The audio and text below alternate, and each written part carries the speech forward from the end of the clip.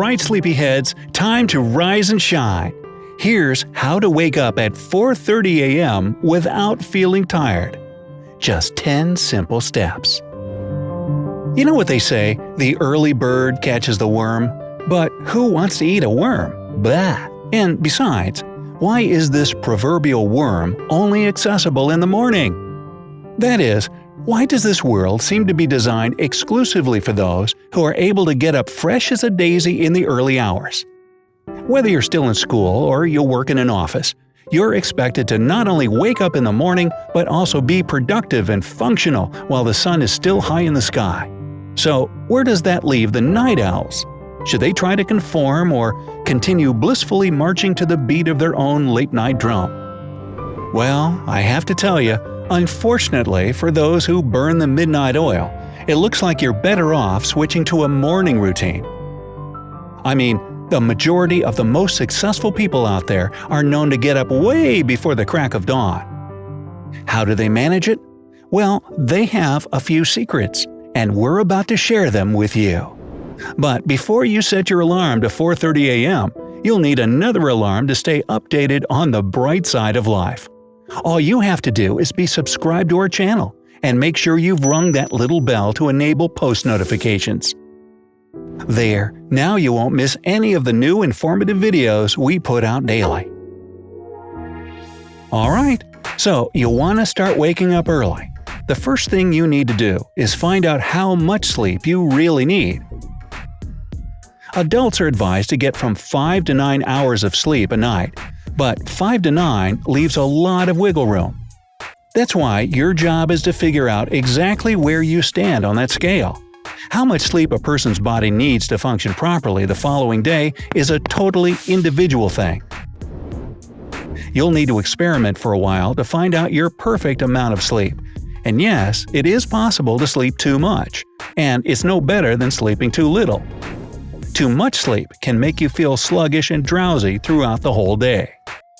Once you've established how many hours of sleep your body needs, you then want to shift your sleep schedule back. That is, go to bed earlier to wake up earlier. So, if you're aiming to get up at 4:30 or 5 a.m., you should be in bed at 9 p.m. or 12 midnight at the latest. That's going off the 5 to 9 hours rule we talked about earlier. Again, whether you go to bed at 9, 10, or 11 p.m. depends on your body's needs. That being said, here are 10 simple steps to make that transition easier. Excuse me. Number 10. Don't change your sleeping pattern all at once. Give your body time to adjust. Get up just 15 minutes earlier each day until you reach your goal. Naturally, the earlier you get up, the earlier you'll start feeling ready for bed. Take baby steps and you'll get there in due time. Number 9. Make your environment suitable for a good night's rest. Block out all the light in the room.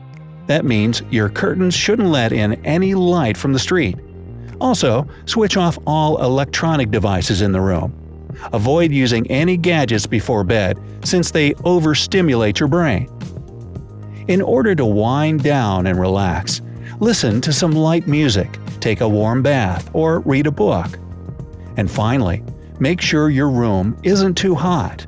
The most comfortable temperature in which to get restful sleep is no higher than 72 degrees Fahrenheit. 8. There are devices out there to help you out. You could try a white noise machine.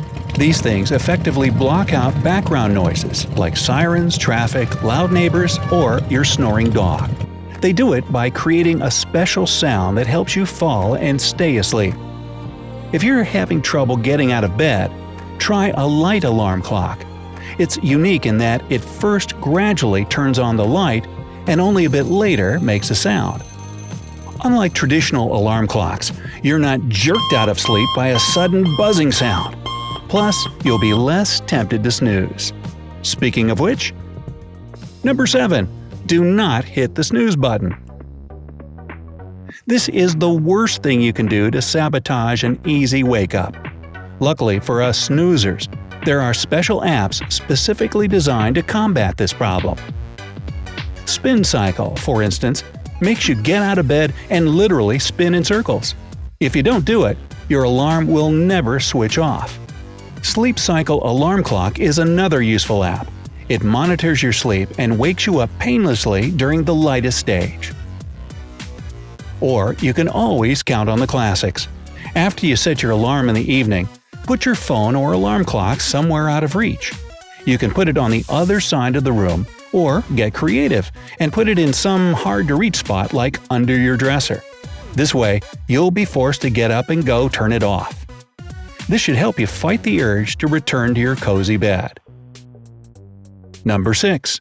Recruit allies. Now, if you still have problems showing your alarm clock who's boss, try involving someone who can help you wake up. It can be your partner, mom, granny, or maybe just a roommate. The main problem here is that your ally needs to be a morning person themselves. If they are, they'll be of great help. They can shake your shoulder until you drag yourself out of bed, or even call you until you finally answer your phone. Number 5. Trick your body into getting up early. If your body just won't get out of bed for nothing, force it.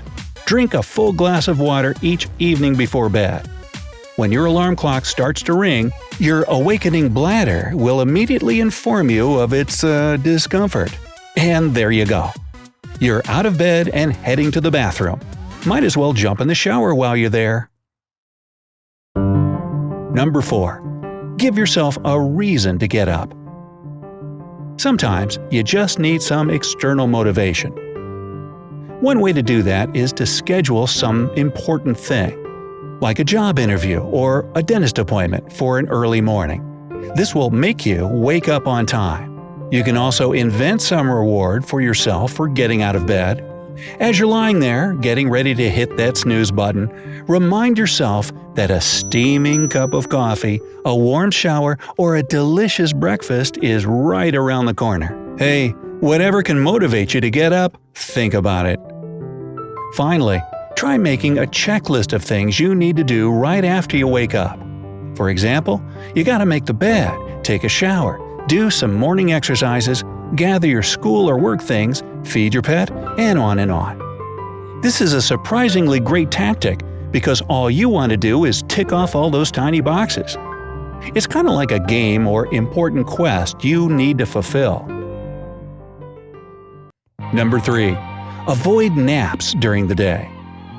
If, after an especially strenuous day, you feel like you're about to fall over if you don't close your eyes for just a minute, then go ahead and have a short snooze. But limit your naps to under 15 minutes. If you indulge in a prolonged nap, you won't be able to fall asleep in the evening. Plus, naps can easily disrupt your whole sleeping schedule, undoing all the hard work you've put in to getting it back on track. Number 2. Steer clear of stimulants after 3 p.m. That means no soda, coffee, or energy drinks in the late afternoon. They're just one more thing that can keep you awake at night. If you want to perk up, do some stretching or go for a short walk. Number 1. Remember that your bed is only for sleep. You shouldn't work or watch TV in bed. If you use your bed for things other than sleep, your brain starts to associate it with wakefulness, making it much harder to fall asleep in it when you want to. So there you go. Are you a morning bird or a night owl? Do you have your own secrets to waking up early? Share your tricks in the comments below. If you're going to try at least one of the tips mentioned in today's video, hit that like button. Always stay fresh on the bright side of life.